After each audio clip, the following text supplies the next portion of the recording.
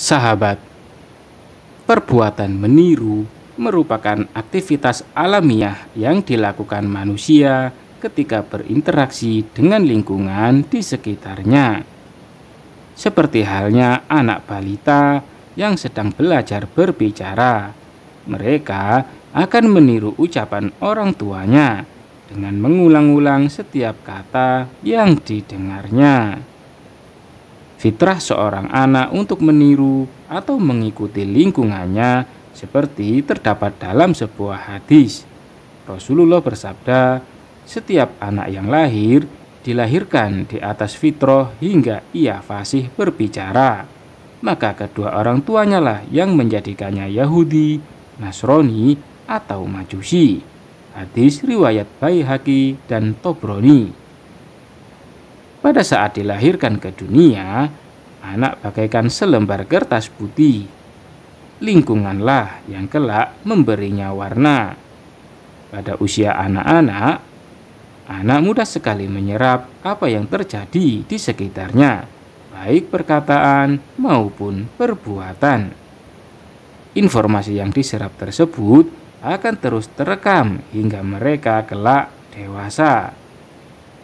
Jika orang tua dan lingkungan di sekitarnya memberi pengaruh yang baik kepada anak-anak, maka kelak mereka akan tumbuh menjadi pribadi yang baik pula.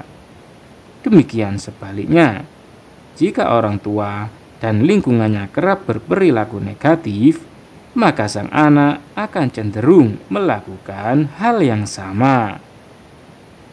Akhlak merupakan fondasi atau dasar yang utama dalam membentuk pribadi manusia yang seutuhnya. Pendidikan yang mengarah pada pembentukan akhlak mulia merupakan hal pertama yang harus dilakukan oleh orang tua, karena hal tersebut melandasi kestabilan kepribadian anak secara keseluruhan. Rasulullah Shallallahu Alaihi Wasallam bersabda, mukmin yang paling sempurna imannya adalah yang paling bagus akhlaknya. Hadis riwayat Tirmizi. Sahabat, berikut ini adalah perilaku orang tua yang perlu dicermati karena akan dipelajari dan ditiru oleh anak-anak kita. Yang pertama adalah tentang berkata-kata kasar.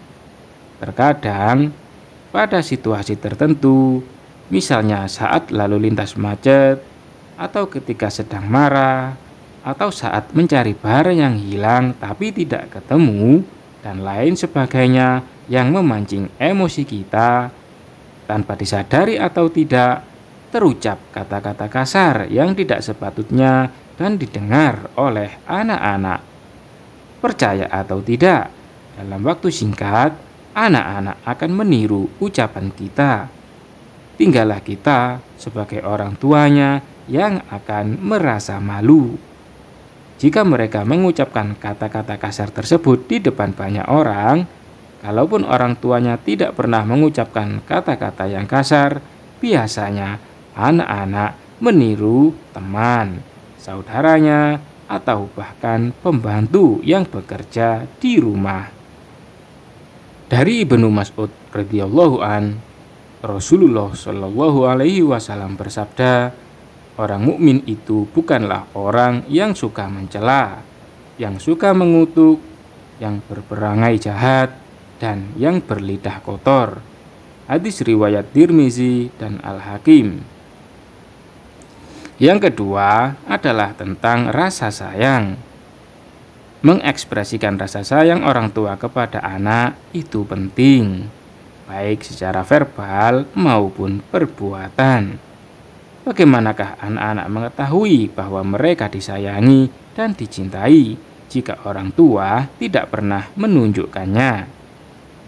Rasulullah Shallallahu Alaihi Wasallam sendiri adalah sosok yang tidak pelit mengekspresikan rasa sayangnya kepada anak-anak dan cucu-cucunya. Beliau bersabda, kalian harus saling memberi hadiah, maka kalian akan saling mencintai. Hadis riwayat Imam Bukhari. Dan yang terpenting adalah orang tua hendaknya konsisten menunjukkan rasa sayang kepada anak-anaknya. Bukankah rasa cinta itu tidak sekedar kata-kata, akan tetapi juga harus dibuktikan dengan perlakuan yang istimewa. Yang ketiga adalah tentang perilaku. Perbuatan dan perkataan orang tua adalah informasi pertama yang diserap anak-anak sejak mereka terlahir ke dunia. Untuk itu, berhati-hatilah dalam berperilaku di depan anak-anak kita.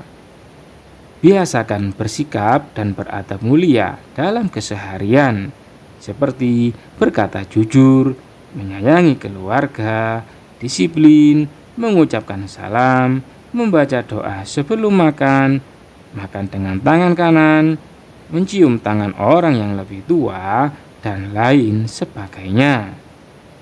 Orang tua tidak perlu menceramahi anak-anak, melainkan cukup dengan mencontohkan kepada mereka, sehingga seluruh anggota keluarga terbiasa berperilaku yang mulia. Abu Hurairah radhiyallahu anhu meriwayatkan, Rasulullah Shallallahu Alaihi Wasallam bersabda, "Kamu tiada akan masuk surga sebelum kamu beriman. Kamu tiada beriman sehingga kamu saling mencintai atau mengasihi satu sama lain. Tidakkah lebih baik kalau aku tunjukkan kepadamu sesuatu yang kalau kamu perbuat, niscaya kamu akan saling mencintai satu sama lain, yakni sebarkanlah ucapan salam di antara kalian." Yang keempat adalah tentang pola makan. Membiasakan diri dengan makan dan minum yang halal dan bersih merupakan kebiasaan yang positif, sehingga kemudian hal ini akan dapat ditiru oleh anak-anak. Biasanya, apa yang orang tua makan, itulah yang akan dimakan oleh anak-anak. Bagaimana pola makan orang tua, itulah yang akan ditiru oleh anak. Allah Subhanahu wa Ta'ala berfirman, "Wahai manusia, makanlah kamu semua dari segala makanan yang terdapat di bumi, yang halal hukumnya dan yang baik." Quran Surat Al-Baqarah ayat 168. Yang kelima adalah tentang percaya diri. Memiliki rasa percaya diri merupakan hal yang penting bagi anak-anak, agar kelak mereka saat dewasa dapat menghadapi dan menyelesaikan setiap permasalahan hidup dengan mandiri. Agar rasa percaya diri tumbuh pada anak-anak kita, hendaknya orang tua dapat membuat anak merasa nyaman dengan dirinya sendiri. Ungkapkan secara proporsional apa yang menjadi kelebihan anak, agar dia merasa dihargai oleh orang dewasa. Kalaupun anak memiliki kekurangan, hindari perkataan yang cenderung menyalahkan. Memotivasi anak agar dia lebih semangat untuk sedikit demi sedikit memperbaiki kelemahannya tersebut. Biarkan anak-anak menerima kekalahan dan kekecewaan, dan jangan terlalu sering menyelamatkan mereka dari permasalahan. Semakin sering anak-anak diberikan kesempatan untuk menyelesaikan masalahnya sendiri, maka mereka akan menjadi semakin percaya diri. Biarkan anak-anak mengambil keputusan sendiri. Kalaupun keputusan yang mereka ambil ternyata keliru, beri pengertian akan konsekuensi dari setiap keputusan yang diambil. Terakhir, memupuk bakat dan minat anak.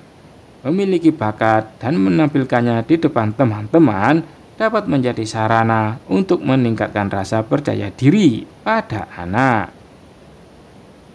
Yang keenam adalah tentang menghargai orang lain.